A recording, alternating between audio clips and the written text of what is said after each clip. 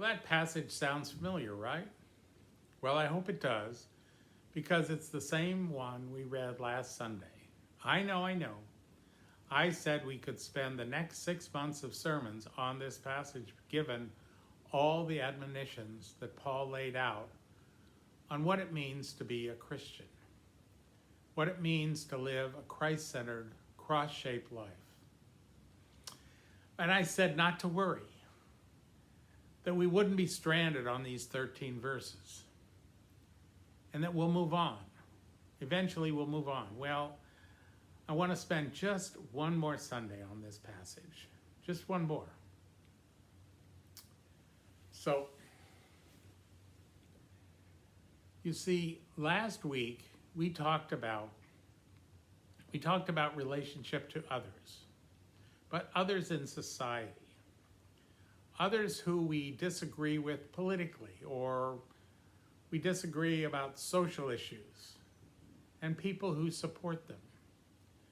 We talked about how to think about people whose ideas, whose philosophies, people whose theologies we disagree with, people whose ideas and theologies we find abhorrent. Today, I thought we'd bring it a little closer to home. So let's back up a little bit. Paul tells us here that if we are to lead Christ-centered, cross-shaped lives, we must be devoted to one another in love. We must honor one another above ourselves. We must be joyful in hope. In short, we must love one another. Well, we all know that's easier said than done, right? Again, a cross-shaped life goes two ways. It goes up to God, and it goes across to others. Of course, we have to focus on our relationship with God. And last week, we focused on those beyond our small circle of friends and family, beyond our circle of our church family. To those, we tend to divide into right and wrong, people who are doing the right thing, people who are doing the wrong thing, people who are doing evil. Those we tend to divide into us and them. But this week, I'd like to look a little closer to home, maybe actually even at home. Those in our family, those in our circle of friends, those in our church community, people that we see and talk to every day. Sure, some of them have ideas that are different from ours. Some have crazy ideas. Some of them, they drive us crazy.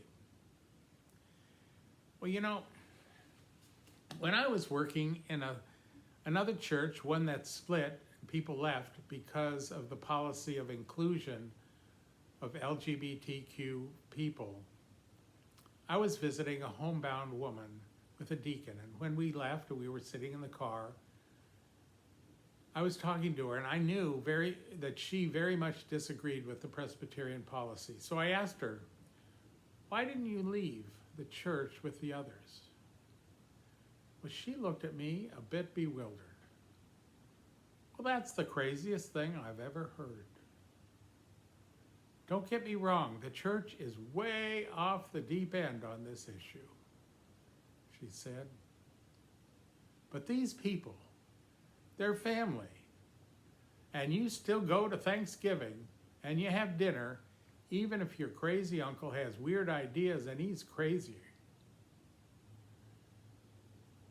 So how does Jesus, through the words of Paul, want us to love people around us, even if they drive us crazy?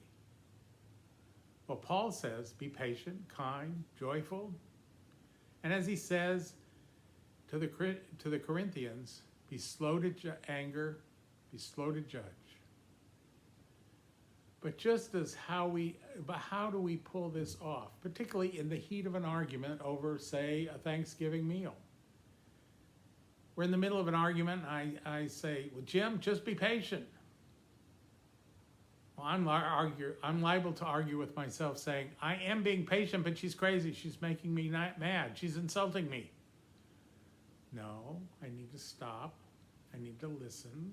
I need to listen closely and not listen with the intent of planning my next argument. I need to switch seats, slip inside her head, and really listen to why she thinks that way. And then reflect back. It seems like you're saying, for example, if my sister says, we ought to kill all those Arabs because they're trying to kill us. Just look at 9/11. I don't say, Jeannie, you're crazy. No one is out to kill you. I might even say, well, to dig a little further, nobody even cares about you. No, I say, Jeannie, it sounds like you're saying the people are out to kill you. The people are out to get you. So now I'm in her head. I'm feeling her feelings, not just mine. And then I can say, that must be frightening, to feel like people are out to get you.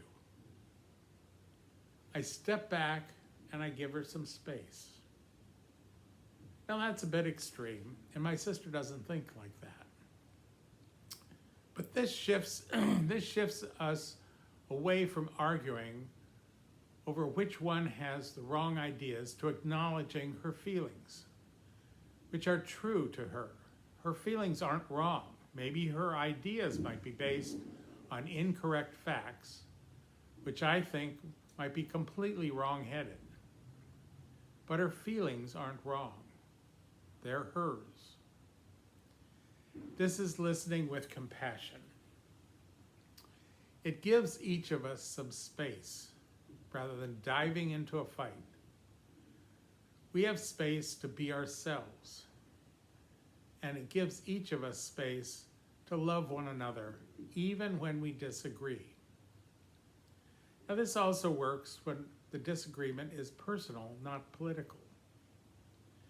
If my sister is upset with me and maybe she's insulted me, rather than dive into a fight and say what she did was wrong and how she insulted me, I can step back and I can say, it sounds like what I said made you upset, made you mad. Maybe I even threatened you. I'm saying how she feels is okay rather than how she feels is wrong. Now, this may sound like some 21st century pop psychology, but Jesus did this. Certainly, Jesus didn't shy away from confrontation, especially with those in power. But with his followers, he told them parables.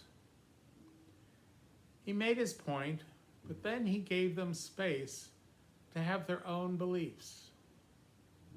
He gave them space to figure things out for themselves. He stepped back and gave them some space. And sometimes with individuals, like with Matthew the tax collector, he gave him space and allowed him to give what Jesus was saying some thought. Rather than saying to Matthew, you know, what you're doing is wrong, he could have said, I bet your mother is real proud of you, stealing from your own people. He could have said that. But no, he stepped back and simply said, Matthew, follow me. So Matthew could see and hear for himself what Jesus was all about. And so Matthew did just that. He got up from his tax collecting booth and he followed Jesus. Acknowledging someone else's feelings then, and then stepping back, gives the two of you the space to let love flow into your relationship. For as Paul says in the verse 19, it is God's job to take revenge. It is God's job to to let anger take over. He's the one that gets angry when someone does something wrong. It's our job to love. That is what a cross-shaped life looks like.